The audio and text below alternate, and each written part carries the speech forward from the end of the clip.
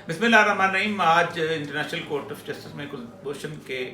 बारे में जो फैसला आया है उसके बारे में तरह तरह की गुफ्तगू की जा रही है और मीडिया की चकाचौंध के अंदर असल फैसले की रूह जो है उसको बयान नहीं किया जा रहा कि फ़ैसला हुआ क्या, कैसे हुआ और किसकी फतह हुई। भारत का मीडिया कुछ कह रहा है, पाकिस्तान का मीडिया कुछ कह रहा है, लेकिन आज हम ज़रा सा उसको बग़ैर किसी तअस्सुब से देखना चाहेंगे कि ये फ़ैसला क्या है और कैसे हुआ है। एक बात तो यह है कि इंटरनेशनल कोर्ट ऑफ जस्टिस जो है ये दुनिया का सबसे बड़ा फोरम है, जो डेन हैग जिसे हम हेग कहते हैं वहाँ पर है, और ये बनाया इसलिए गया था कि आर्बिट्रेशन जो होती है आपस में दो मुल्कों के दरमियान किसी किस्म की कोई आपस में मसालतकारी या कोई उनके अंदर डिस्प्यूट हो तो उसके ऊपर ये इंटरनेशनल कोर्ट ऑफ जस्टिस जो है ये अमल दरामद करती है। इसके बहुत सारे लोग जो हैं वो रुकन नहीं हैं और इसको ज़्यादातर इसलिए अहमियत दी जाती है कि वियना कन्वेंशन एक हुआ था 1963 में कि जिसमें जंगी कैदी जो हैं उनके हुकूक को मुतय्यन किया गया था कि जंगी कैदी जो होते हैं उनके कौन कौन से हकूक़ हैं और कौन कौन से इंसानी हकूक़ उनको मिलने चाहिए। उनमें से सबसे अहम तरीन हक़ उनका ये था कि उनका फेयर ट्रायल होना चाहिए, यानी उनका मुकदमा जो चले उनको मुकम्मल तौर पर अपनी बात कहने, अपनी मर्ज़ी का वकील रखने या अपनी मर्ज़ी की एडवोकेसी की ज़रूरत हो, अगर वो चाहें अपनी मर्ज़ी के शवाहद वहाँ पेश कर सकें। कुलभूषण जाधव जो है इसके बारे में एक तस्वर ये भी है पाया जाता था कि क्या ये, और ये बहुत बड़ा इशू है जिसको उन्होंने डिस्कस किया है कि क्या ये वाकई जंगी मुजरमों में आता है, क्योंकि जंगी मुजरम तो उस वक्त होते हैं कि जबकि जंग हो रही होती है आपस में और उस दौरान आप किसी के फौजी को पकड़ते हैं जो कम्बैटेंट होते हैं, मतलब जो गोलियां चला रहे होते हैं, मुकाबले पे खड़े होते हैं, कोई टैंक में खड़ा हुआ है या आपने जहाज से जैसे अभिनंदन जो था उसको पकड़ा गया था, वो एक जंगी कैदी था और उसकी अप्लाई थी। लेकिन जो जासूस होता है वो एक वॉर की सूरत हाल में नहीं होता, वो छुप के आता है और वो पकड़ा जाता है। इस सेवन में 1999 में सबसे पहला मुकदमा जो था वो हुआ था जर्मनी वालों ने किया था कि हमारे कुछ लोगों को अमेरिका ने पकड़ा हुआ है तकरीबन 8-10 साल से और अब हमें पता चला है और हमें उनकी एक्सेस दी जाए, और अमेरिका के ख़िलाफ़ इंटरनेशनल कोर्ट ऑफ जस्टिस ने कहा था कि हम वियना कन्वेंशन के तहत जासूसों को भी समझते हैं कि ये जंगी कैदी हैं, इसलिए उनको एक्सेस दी जाए। लेकिन अमेरिका ने उनकी ये बात नहीं मानी थी और उन्होंने कहा था कि ये हमारा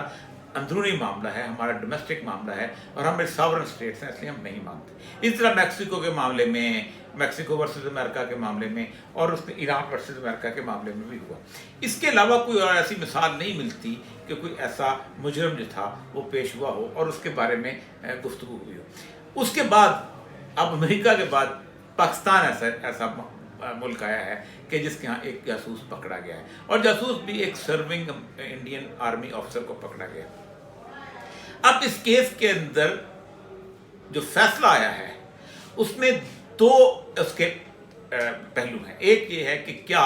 सब्सटेंटिव रिलीफ मिली है, यानी कोई ऐसी बात जो कि केस के असल जिसे कहते हैं नतायज के ऊपर असरअंदाज होती है, तो वो तो इंडिया को कोई रिलीफ नहीं मिली। मसलन इंडिया चाहता था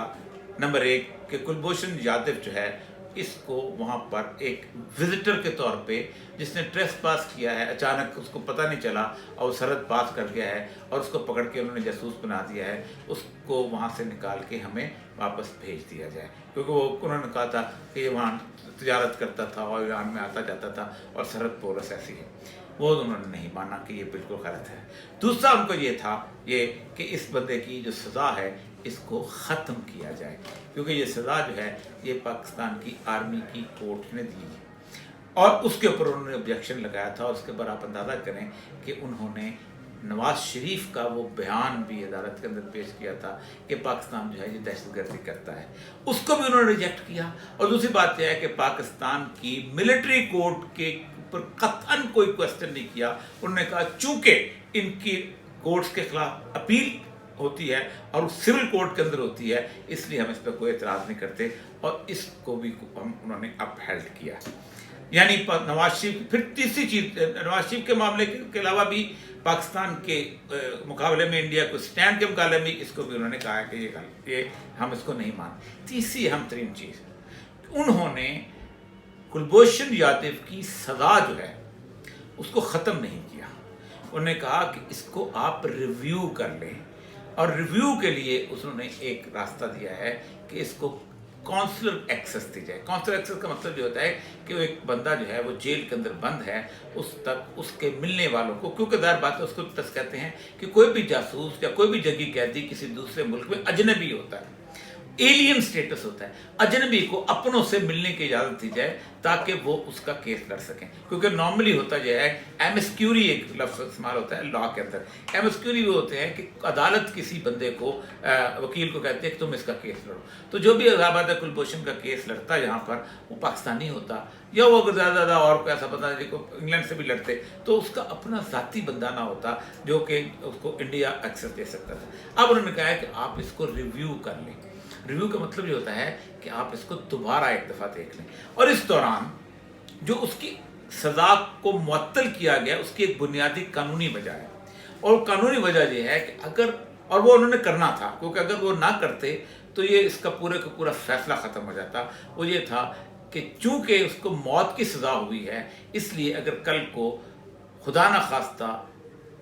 شواہد ایسے آتے ہیں کہ اس کی سزا کم کرنی پڑتی ہے تو پھر اس کو پھانسی سے دوبارہ اس کی قبر سے اٹھا کے زندہ نہیں کیا جا سکتا. اگر کلبھوشن کو عمر قید ہوئی ہوتی یا 25 سال کی سزا ہوتی یا ٹل ڈیتھ قید کی سزا ہوتی تو وہ کبھی بھی اس کو معطل نہ کرتے. وہ کہتے کہ اس کو ریویو کر لو, تم اس کو کم کرنا چاہو تب ٹھیک ہے, اس کو بڑھانا چاہو تب ٹھیک ہے. تو 3-4 چیزیں ایسی ہیں جو پاکستان کی پوری آئندہ آنے والی عالمی لیگل سٹیٹس کے اندر سب سے امپورٹنٹ ہے. نمبر 1 یہ کہ پاکستان کی عدالتیں خواہ وہ فوجی ہوں یا سول ہوں ان میں مس کیریج آف جسٹس نہیں ہوتا. نمبر 2 پاکستان کا جو سٹینڈ ہے کہ انڈیا یہاں آ کے جاسوسی کرتا ہے اور وہ جو وار کرتا ہے یہ بھی مانا گیا. اور نمبر 3 کہ وہ شہری انڈیا کا ہے, ان کا امپلائی ہے اور ان سے ڈائریکشن ہوتا ہے, یہ بھی مانا گیا. انڈیا کو صرف پروسیجرل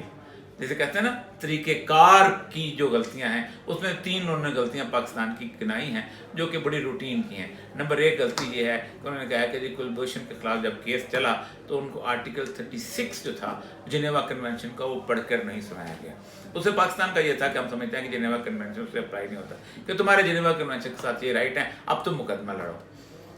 دوسرا یہ تھا کہ جب وہ پکڑا گیا اس کے پکڑنے کے فوراً بعد انڈیا کو نہیں بتایا گیا. تو وہ یہ ظاہر بات ہے اس کو پکڑا جب گیا ہے تو پکڑے جانے کے بعد ظاہر بات انویسٹیگیشن موڈ میں تھا, تو پاکستان اگر بتا دیتا تو شاید یہ صورتحال بالکل اور طرح کی ہو جاتی, انویسٹیگیشن نہ آتی, انٹرنیشنل پریشر بلٹ اپ ہو جاتا. وہ 1000 چیزیں ہوتی ہیں, اور جاسوس کے بارے میں بتانا بھی نہیں چاہیے کہ ہمارے پاس کب تک, جب تک آپ کنفرم نہ ہو جائیں کہ وہ جاسوس ہیں. نمبر 3 چیز جو تھی انہوں نے کہا تھا کونسلر ایکسس نہیں تھی. یہ تینوں چیزیں ایسی ہیں جو مجرم کی حیثیت کو بھی ختم نہیں کرتی, اس کے اوپر دی ہوئی سزا کو بھی ختم نہیں کرتی, اور پاکستان کے لیگل پروسیس کو بھی اتھینٹیکیٹ کرتی ہیں. یہ پاکستان کی ایسی فتح ہے جس کے اوپر ایک عالمی مہر لگ چکی ہے.